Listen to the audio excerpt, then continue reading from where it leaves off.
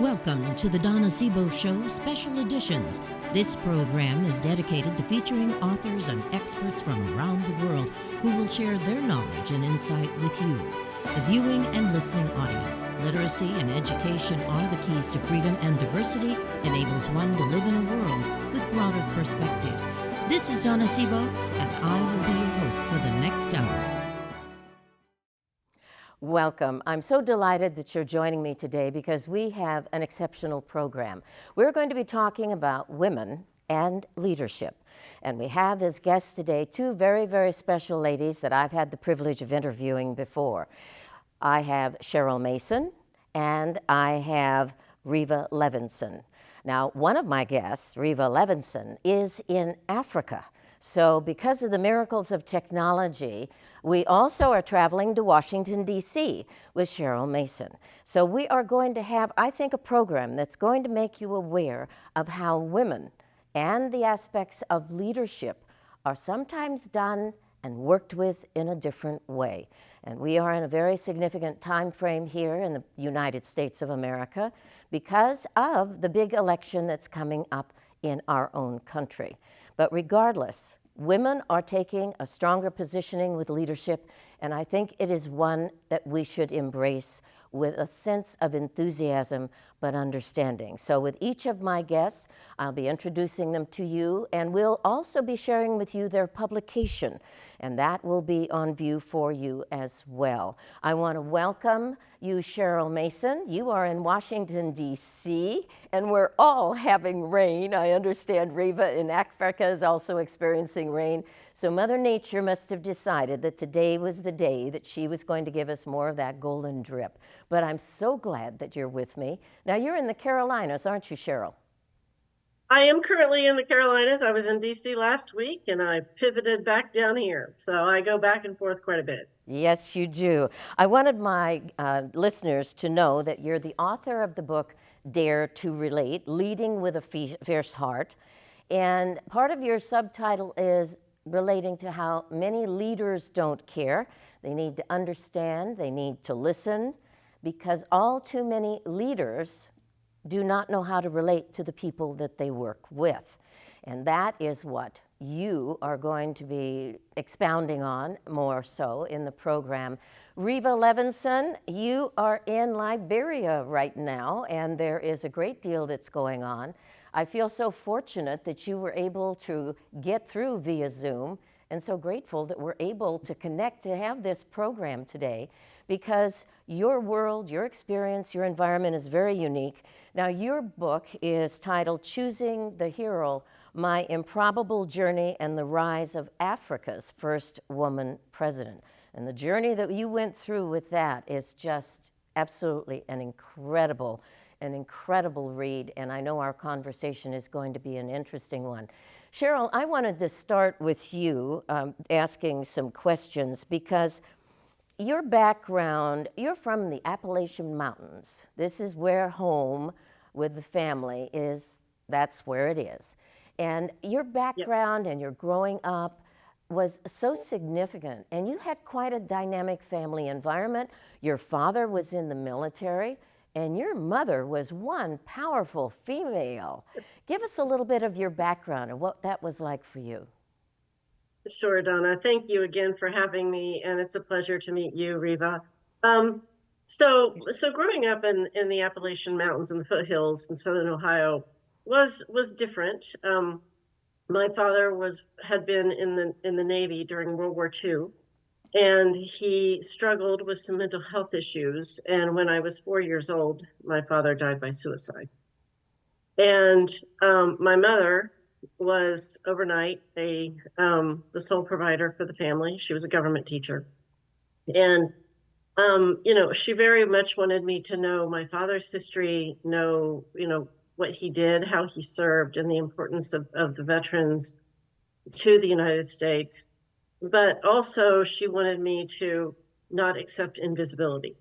One of the issues that arose as the result of my father's death is, particularly in the Appalachian region at that time, people struggled with understanding mental health and suicide. And so they chose to avoid it. And if you had that stigma attached to you, they tried to avoid you. And literally people would turn around on the street and walk away, people that we'd known forever.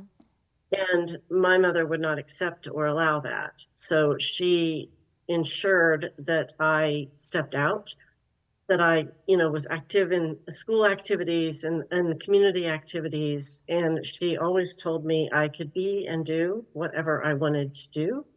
And I believed her. And, so really I stand on her shoulders very much so. But it also led to understanding the significance of mental health and suicide. And unfortunately, we lost my brother to suicide when I was 17. He was 16 years older than I was. And I was just leaving for college when that occurred. And so it was another impact to the family. And, struggling to figure out what happened and how we stopped it inside of our family. And we figured that out through communication and talking and relationships. And that's how I came to understand really the impact and importance of relationships between people in a variety of different environments. Now, Riva, you have experienced such a unique path professionally. This is something that, I think you're the only person I've ever known that operated in a diplomatic level, but were working for an independent firm, had an entirely different title. And how in the world did you have any kind of an idea that you were going to end up in the profession you ended up being a part of very, very responsibly? And my goodness, it was just amazing. But what was your background like when you were growing up? What was that like? Did you ever even imagine you would end up traveling around the world the way you have? Hey, Donna, thanks for that. Connection is sometimes it freezes. So if I freeze, somebody just needs to let me know. It's saying that right now. Your internet connection is unstable. That's all right. We'll work with it. Okay, yes. good. That's technology. We will work with it. You got no choice. So I am in Monrovia, Liberia. Liberia is in West Africa on the Atlantic coast. It's in the Mono River Union area. It is a country that was beset both by regional conflict and civil war, and peace came in 2003. And that's really what my book is about, Liberia's journey from conflict to peace, and my role in helping that through the believing in a woman named Ellen Johnson Sirleaf, who would go from in jail and hunted down to exiled to returning to Liberia and trying 3 times and then becoming the first democratically elected woman to lead an African nation. And I'm back in Liberia. Super cool reason. I know, Don, I'm not answering your question, but I'll get there. But I think this is interesting for your viewers. I'm back in Liberia because President Sirleaf set up a foundation, and the foundation is to train the next generation of African women leaders to create the space for them. So I know say that President Sirleaf was elected in 2005. Next year is 2025. There still has not yet been a elected. They become president because of appointment. They become president because the president died and they were the token woman to secure the majority political support. And so now we're going on 20 years. And so I'm here in Liberia to have a meeting with all of the leaders that Madam President has collected. It's now 4 years. She selects about 15 leaders each year to have a consultation, and choosing the hero, Donna, is now part of inherently the curriculum for these young women leaders. And they, because the book, even though it's my memoir and traces my backstory and the coincidence of my life with this woman in exile, of how to work Washington and how also to use modern communication tools, how to build a constituency, and it's all done in storytelling. And so, so we're going to be having that time here. And final, to answer to your question, while I have internet, because who knows how long that's going to last. If I turn my computer around, I would show you this theory, because I might lose my stability here. But I never imagined where I would end up. It's and persistence, a bit of karma, luck, and being able to connect with people. But the anchor in my life, Sherry, you know, and again, all of we took that adversity and we put it to use, not knowing what it would be good for or whether we could contribute. And so I am a first generation American. My mother was born in Berlin to my grandmother, who at that point was in the medical profession with her husband. And they were lucky enough to be one of the last waves of Germans to be able to immigrate to the United States. And so my mother's and my grandmother's and my grandfather's whole family was killed in the Holocaust. So my grandmother was like my anchor, and my grandmother was the one who I wanted to have the ability to say, she survived, my mother survived, I survived. What does that mean? You know, what do I owe? And you never know where it's going to take you because it's just such a crazy journey. But I ended up with President Sirleaf, and this woman who like had no idea who I was and didn't want to see me. And we just ended up, you know, being able to connect because I needed something worth believe in her. And when you go through the book, what's also really special is that my grandmother's story weaves with my story, and you understand the connection between my grandmother and Ellen Johnson. Long way, Donna, of answering your question.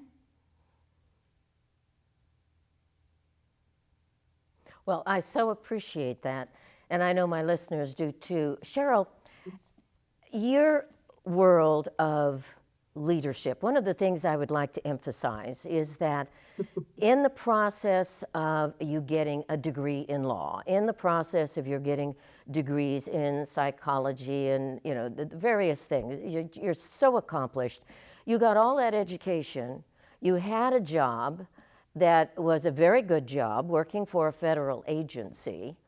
And, you know, so many people would say, gee, weren't you lucky when you got it? But you came to a point when your husband is military. So you ended up being transferred to Germany and you dumped the job. You dumped it. It was taking a chance because it was so difficult to even get into a positioning like you had. And then in Germany, in an unknown area, you go in there and you end up having the opportunity to become an executive assistant. And you meet up with a woman that really influenced you in a very, very big way. Share your story, because I think for anyone that's listening to both of you, but each of you have so much as individuals of perseverance and courage, determination. You are willing to go the extra mile. And with you, Cheryl, here you are in a country, you know, it's your first time there, you're in a totally new environment. And what would have been considered a step back by being an executive assistant actually was a step forward. Share why that was the case. Sure, Donna, happy to. Yeah, so actually my family's roots traced back to Germany, my mother particularly. And so I hadn't been there before, so we were excited to go. But yeah, being a military spouse, I got to go to 2 law schools. I got to have a bevy of different jobs, and the move from DC as a senior, I was a relatively senior attorney, and then moved to Germany, couldn't find a job for 15 months. And then when I found the job as an executive assistant, executive secretary, in my mind, that was like, is this how the career ladder is supposed to work? I don't think so. But what it was doing was teaching me and preparing me for the future. So in Germany, I met Sandy, who was another military spouse. And she was an executive assistant to a colonel, but he was in charge of the whole organization. And so she taught me how to work the magic of an executive assistant. And it's amazing how powerful that position is and can be. Because you're really managing the office, you're connecting people, you're making sure the right people get in front of the right in front of the other right people, making sure that you're managing time, making sure you're managing significant pieces of the military structure. I mean, the colonels I worked for, the areas they touched were basically operations throughout Europe. It wasn't just Germany. And so all of those things were significant, and you had to manage that. And so I learned so much in that job and from Sandy, because she was absolutely amazing. And it was also a friend, Susan, who said, you're thinking the wrong way. Look at Sandy. She's amazing. And she is, and she was, to really prepare me. Because what happened is I learned how those relationships should work across organizations, not only as an executive assistant, but also with the leaders. You have a range of different leaders you work for. You get to experience all kinds, and you get to learn and see what works and what doesn't, and how the importance of valuing your people. And, in my case, my husband was deployed while we were in Germany, and we had our first child. So it was, there was a lot of stuff happening in my world. But Sandy really showed me and taught me how to do that. And so when we came back stateside and I stepped back into the lawyer role and started climbing the ladder a couple of years later, the proverbial ladder, when I did get into a senior position and then become a chief executive, I remembered those skills, and I knew what I needed to do as an executive, as a chief executive, but I also knew what I needed in an executive team and an executive assistant to help me do what I needed to do in the organization. One of the many points I know, Cheryl, that you bring out in your book is how important mentorship is. And this is something I know, Riva, this is something that you bring out too in your book. It's important to realize that there's no straight line to success, that there's going to be a lot of zigs, a lot of zags, and there's going to be lots of disappointments, and there's going to be people that are suddenly going to back away, not be responsible. There's just all kinds of situations, and we really need to have that background and that experience in dealing with those variables. Now, Riva, you are a person that has traveled, and here you are, you first meet Ellen, she's just Ellen Johnson Sirleaf, who is going to become the president. You meet her in 1996, and when you start working with her, you're pregnant, and you're trying to hide the fact that you are pregnant, and she just chuckles and looks at you because you were using, I think, a shawl or something, trying to hold what we would call your little bump. And she said, yeah, I already know, because you said you had to tell her that you were pregnant, but that didn't affect her at all. It didn't bother her in the least. She said, okay, but this is a woman that was in her mature years when she's running for the presidency. we're not talking about somebody in their 40s or their, you know, or younger. We're talking about someone who is 56 years of age when she decides she's going to take the position. But I think it's important for you to share with my audience why she wanted to take the position of the presidency, because the history of Liberia is tragic. It is so tragic. And this is something that you bring out in detail in your book. And this is something she adamantly, as a woman, she said, this is unacceptable and we have to fight. And you mentioned already how she'd been in exile for almost 20 years in the whole process, what she went through. But that beginning, and then your work with the different people in different diplomatic environments in Washington, D.C., that took a lot of courage. That took a lot of courage for you as a younger person to take on this challenge with this woman whose association was with the United Nations and was stepping into a whole new environment. She didn't have a lot of friendly environments around her. She had just the opposite. Am I remembering correctly? You're remembering perfectly. I have to let you know that I was like kind of only hearing every other word. So, but I think I get the gist. And again, the gist is what drove Madam, what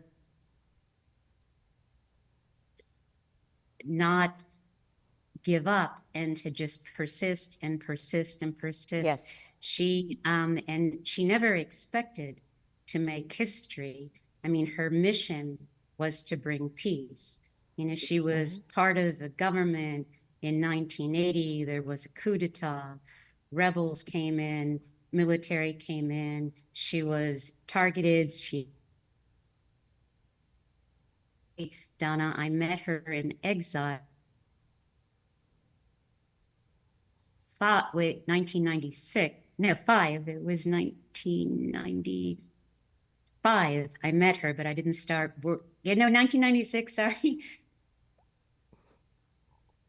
97, but she was in exile, and she was basically at retirement age and could have gone ahead and just sat back. Somebody now with a U.S. green card, highly educated and the most prestigious, not a green card, but the ability to stay in the U.S. and go ahead and live there. But her country needed her.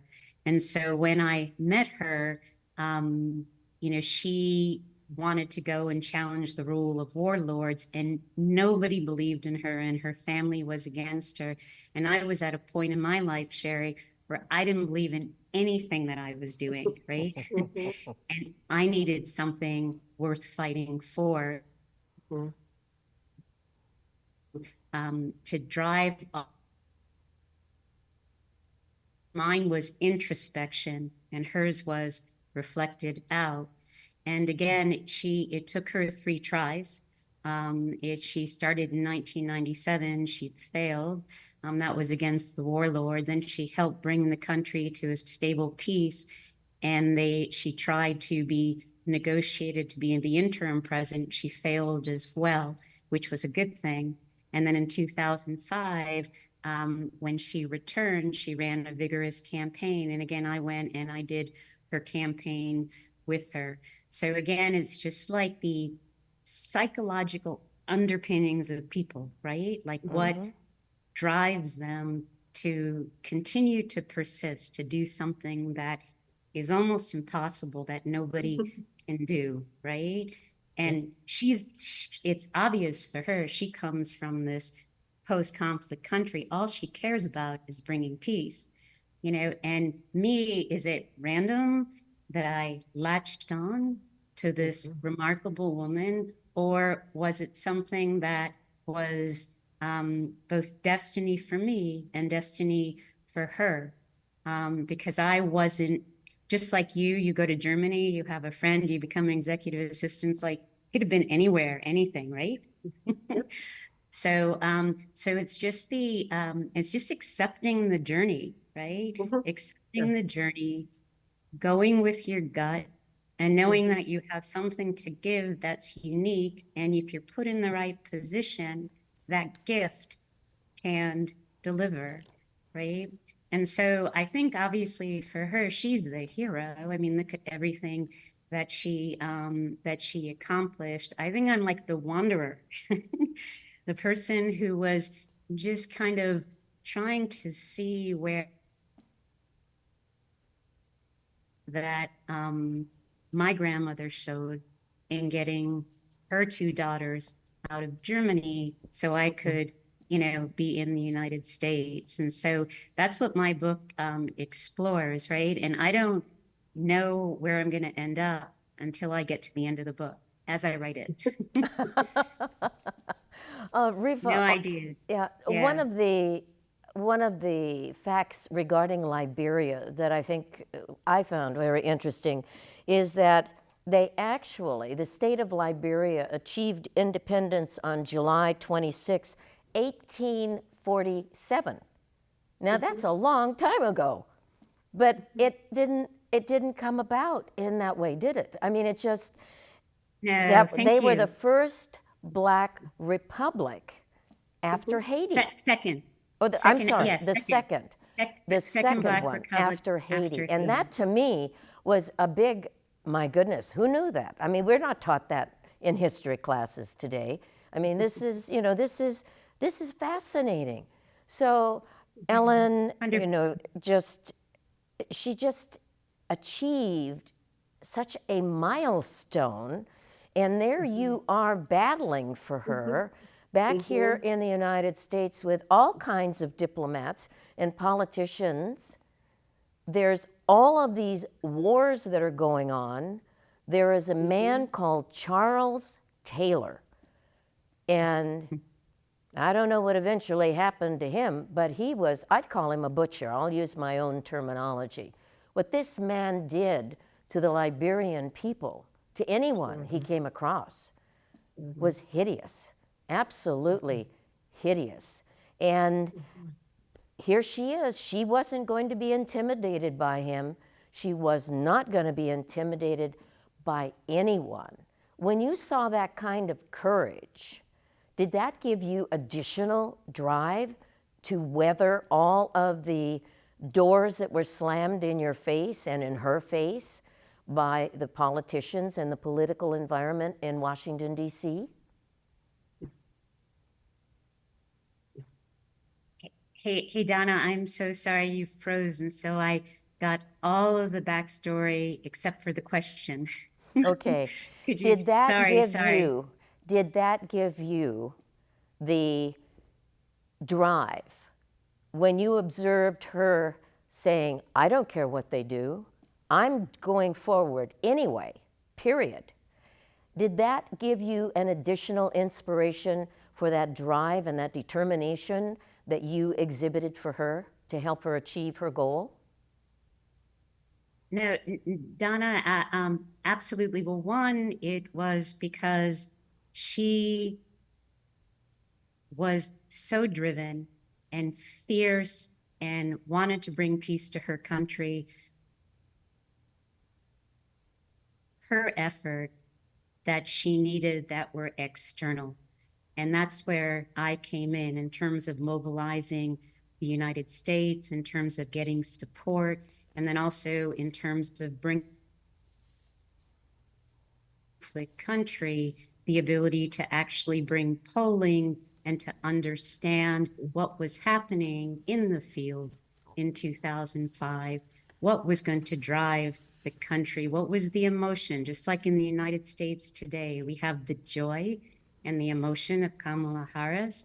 And then on the other hand, we have Donald Trump, who is dealing with the grievances that America feels, because it's been a very difficult time for the 4 years, and we're also at war. So you don't know which way the electorate's going to go. It's always that emotional base. If it would be hope or if it would be fear.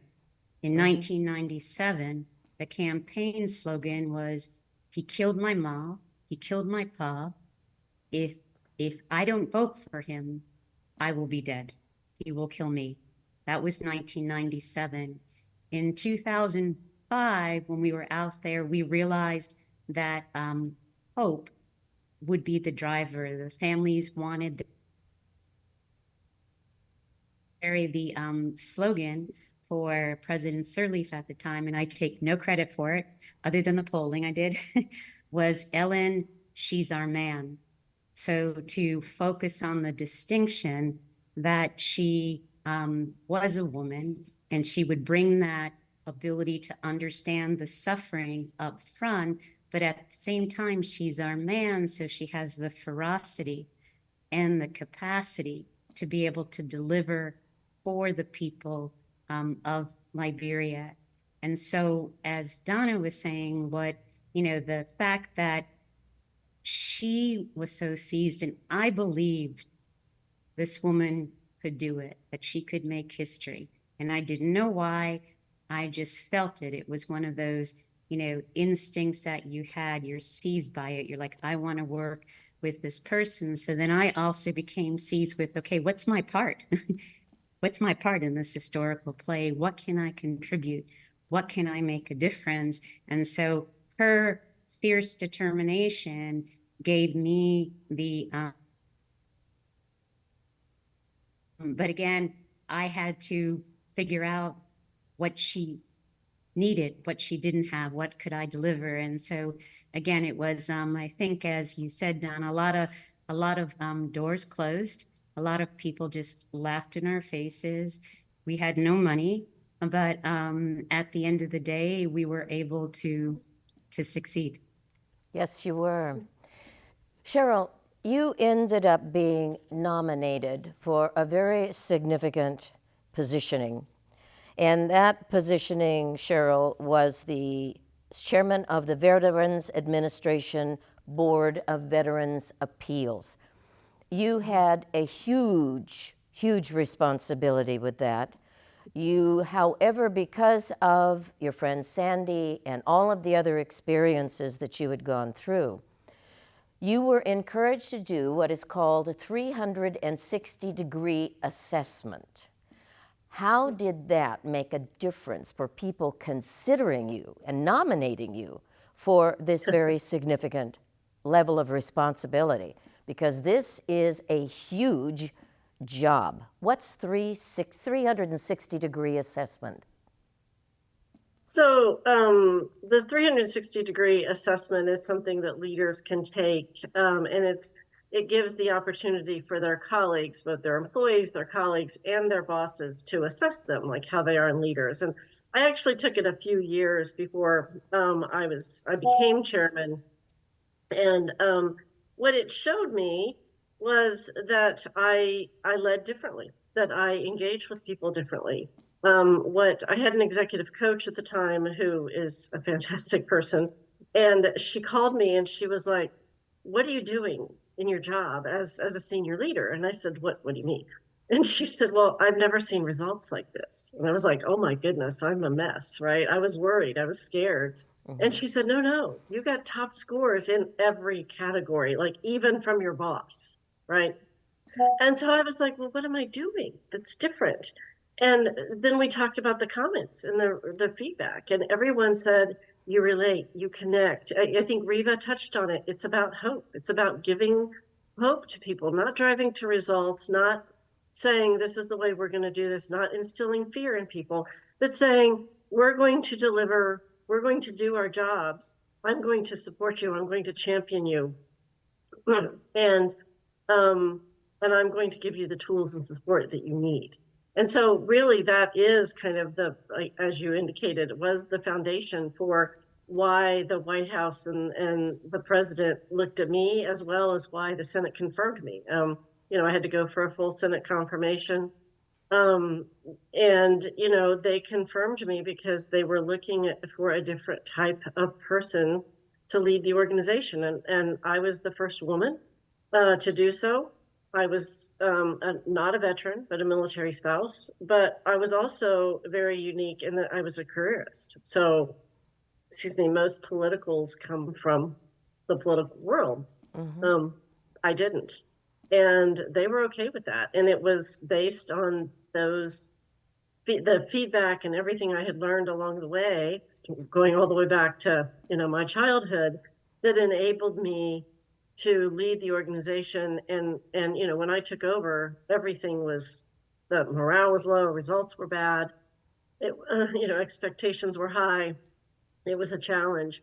And we started turning it around in year one, and we continued for the next 5 years. And, as you well know, Riva, Washington is a challenging place. And, but I went to Congress every year and said, look, I need more money if you want me to deliver results. And every year they gave it to me. And, but I could show them the results, and I could show them what was happening in the organization. And, our job was to serve veterans and their families and make a difference so that they could get the benefits and services to which they're entitled. And that is extremely important to me as a beneficiary myself as a child. And it's still important to me. I still do this work in my retirement. I still serve and support veterans and military families because it's so important to me. In your book, Dare to Relate, that title is specifically oriented to exactly what you want people to understand. It's the human connection. And this is something that we have become so disassociated from. And when I think of what we went through with COVID, and because both of you have been on my shows, I interview so many people on my radio shows, hundreds of people every year. And I hear almost with every single interview, people saying, nobody's wanting to talk to each other anymore. Where is the civil discourse? Why can we not share ideas? How can we work together? There's this isolationist positioning that people have evolved into.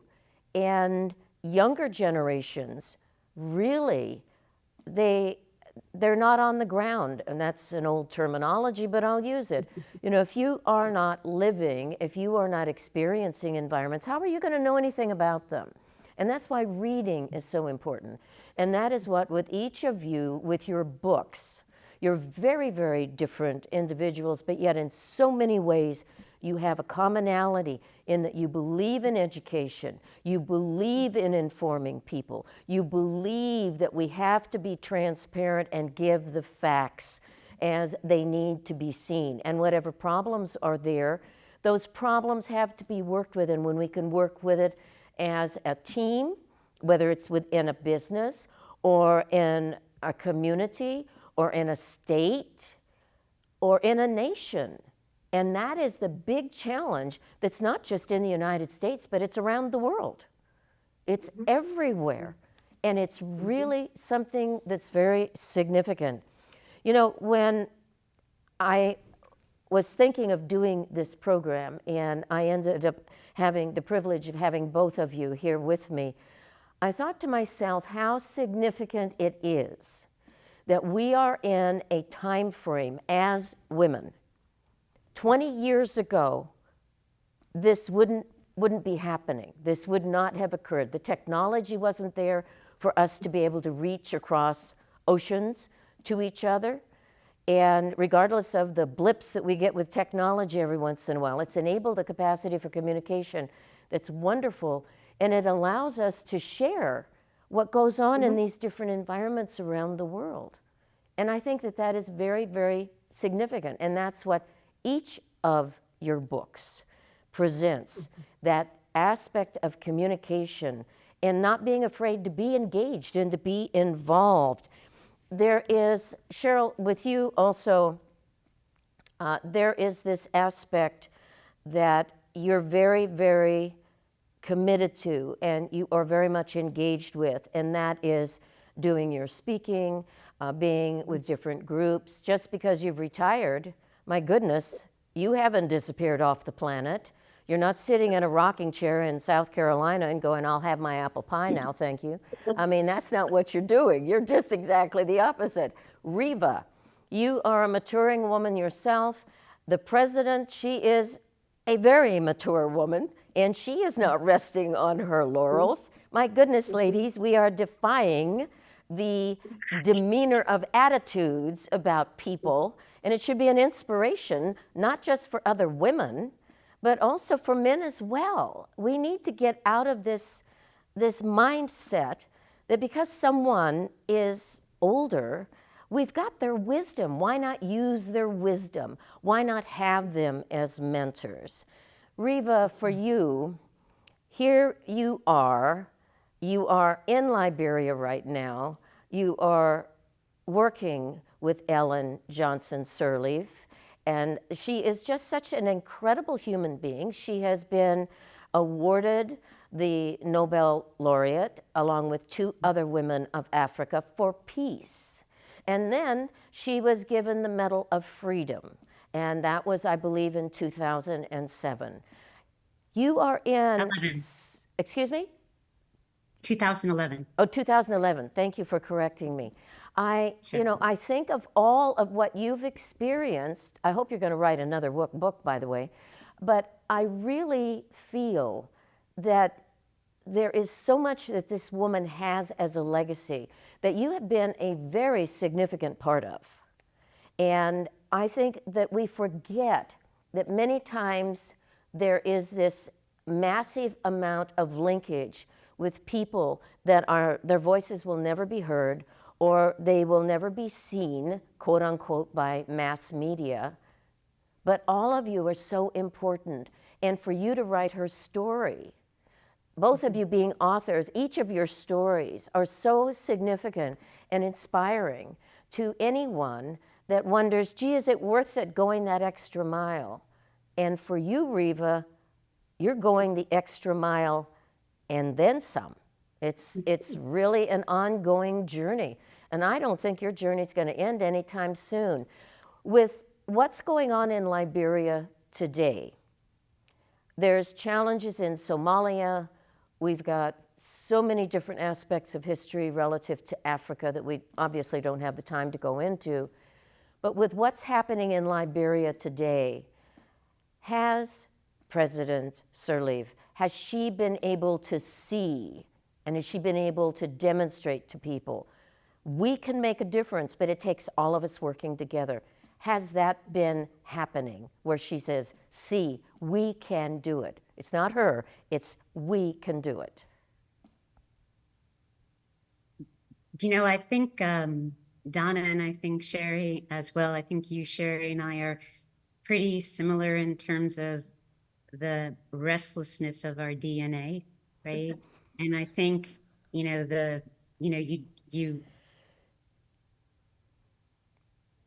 have something to say. It's not a marketing tool. It's not something, it's just like, I am seized with writing. Think there's something bigger than me. Mm-hmm. Mm-hmm. That'll stand the test of time. I hear that in you, Sherry. And even though we have different thing, we were driven by something internal to us and not external facing. It wasn't like, I want these many likes, or I want this or with that. It's like, this story has to be told. And when I wrote it, people were blown away because they're like, well, when did you learn to write? And is that you? Like, I didn't know that was you. You never spoke about yourself. So I weave my story and my meaning into her journey. Mm-hmm. So who writes a memoir about somebody else? And then who puts a road on the cover? So I have a road on my cover. So, I think all of that, that was important to me. But you talk about where we are now. President Sirleaf is going to be 86 years old, right? And she also has had some health issues. And you have this woman whose body is kind of waiting on her, but her mind and her heart and her passion are still there. And that's why the backbench and what we're doing is so important to her. Donna, she's not able to focus on all of the world problems she had last chapter and where should I take it. And now what she's done is she's doing it within the people that she's mentoring. I think, Sherry, you talked about beginning. So I think that's where she is, and I am her legacy. I am her memory. I am her advisor. When she had no idea she was going to be somebody special, when I met her, I knew she was going to be special. I saved every single piece of paper, every email, every picture, every article. She now has an archive that just opened up, a digital archive at at Harvard, at the Kennedy School, and she saved nothing, and I saved collect things from friends and everything. And what I have is the treasure trove. It's amazing. The stuff that I collected. I didn't know why. Everyone's like, why are you collecting these things? You're like, you're a clutter freak. I'm like, no, it's important. I mean, I know there's this. And so I'd say that now she's focused. And me, in addition to all of the work that I still choose to do, which is very selective because I too am getting old and these trips are much more difficult on me than before, is that I'm also trying to look at the things that are most important to me, from like what I can contribute to, what I can make a difference outside of Liberia, using the lessons that I have, the capacity, the training to be able to empower this next group of women. And so not looking at the super conversation and everything. It's, I think what you said, it's the very intimate conversations that you have one-on-one and in a group, in your mentoring, to be able to help give something to a person that they don't have. So again, we can be bigger and contribute something more important than ourselves.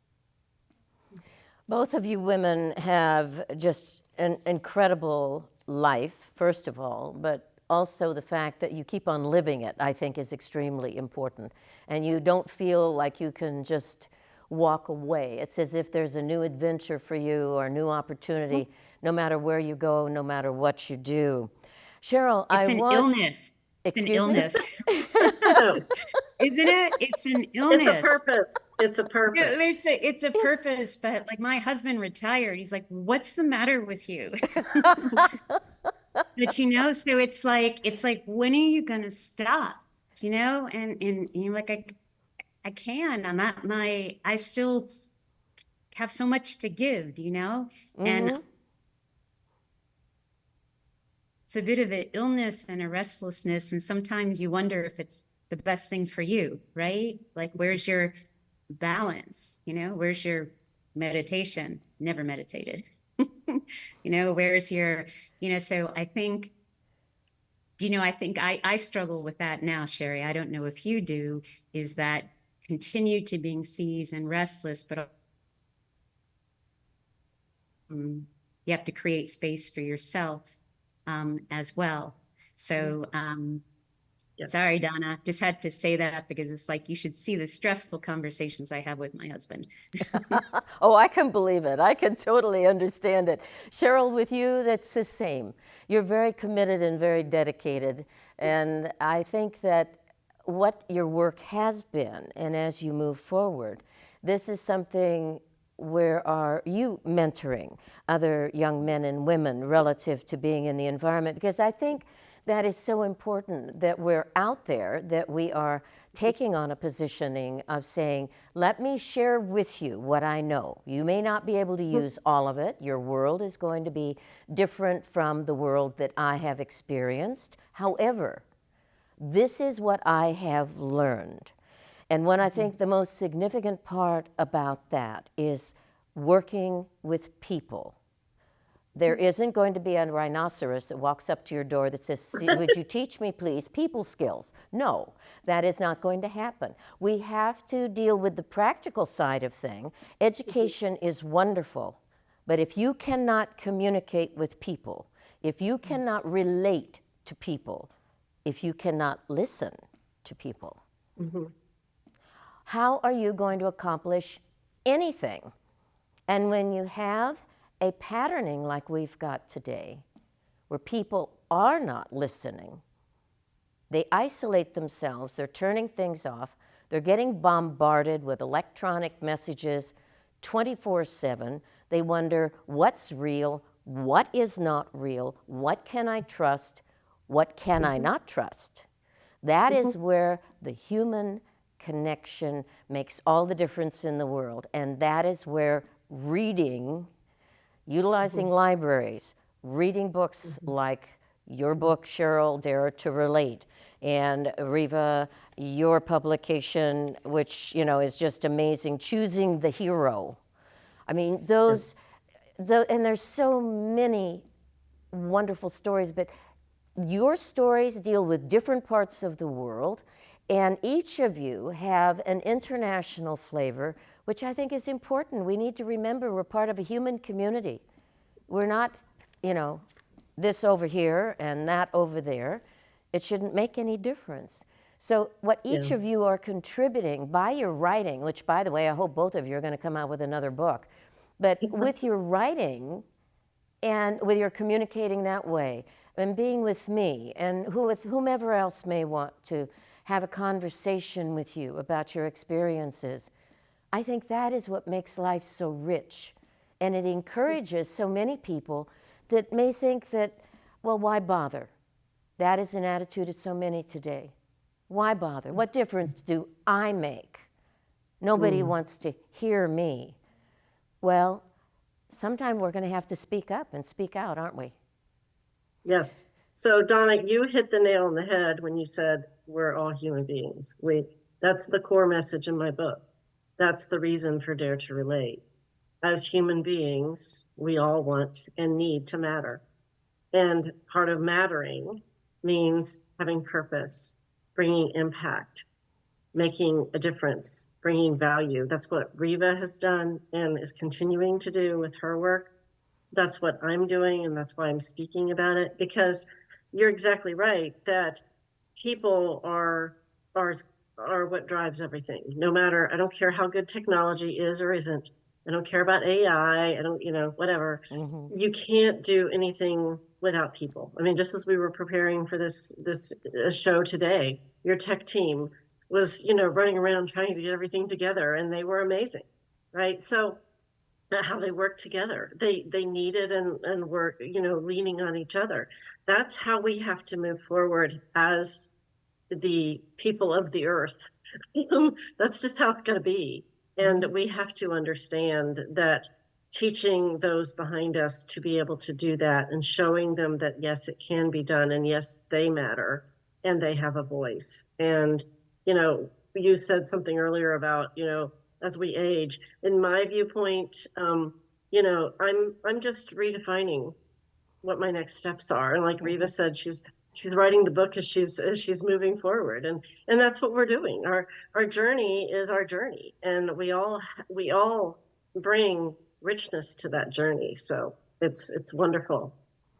In closing, Riva, what would you like to share with my audience? So I'd actually like to share something with Sherry, which in sharing with Sherry is sharing with your audience. And again, Sherry, I was saying before how I wrote the book, and my editor told me, just write and let the book carry you. Don't think where it's going to along the way. That's how I write. That's how I write columns. I don't prepackage. There's no formula. There's no template. There's no AI. It's just and internalizing it, right? So I want to read, Sherry, to you, because I really believe this is as true to me as it is to you. It's the last paragraph of my book, and it's the afterword. And again, I worked with Ellen Johnson Sirleaf, right? So I say, working with Ellen has taught me to follow my heart. I have come to see that certainty is a luxury and destiny, a journey that reveals itself with time. It's easy to stray off course, to doubt and to lose faith, to see compromise as surrender, to feel judged, isolated, even abandoned. But there's always something to hold on to, the belief. I've come to appreciate that we need people to guide us, those we admire, those we believe in, the heroes that we choose. That's And wonderful. You don't know until the very end.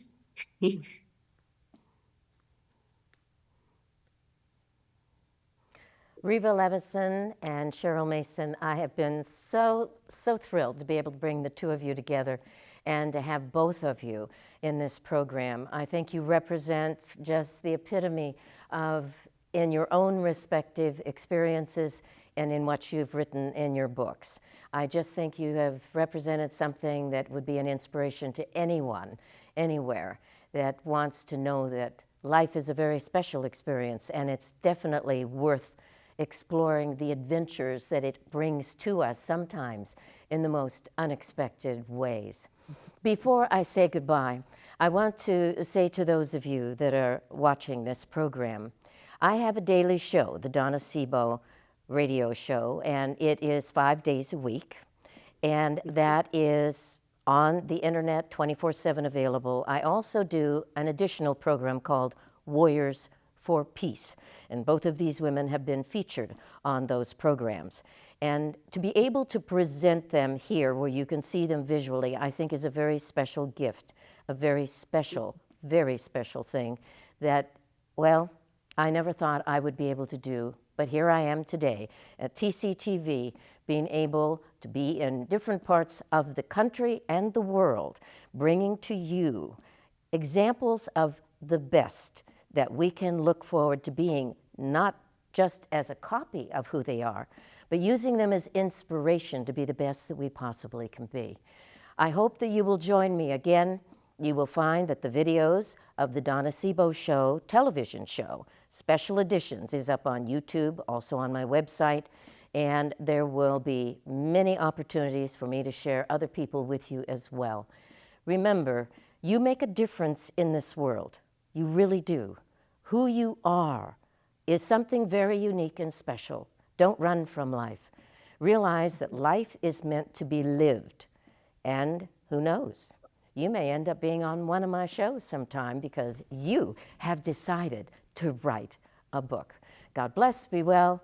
Until the next time we get together. Bye for now.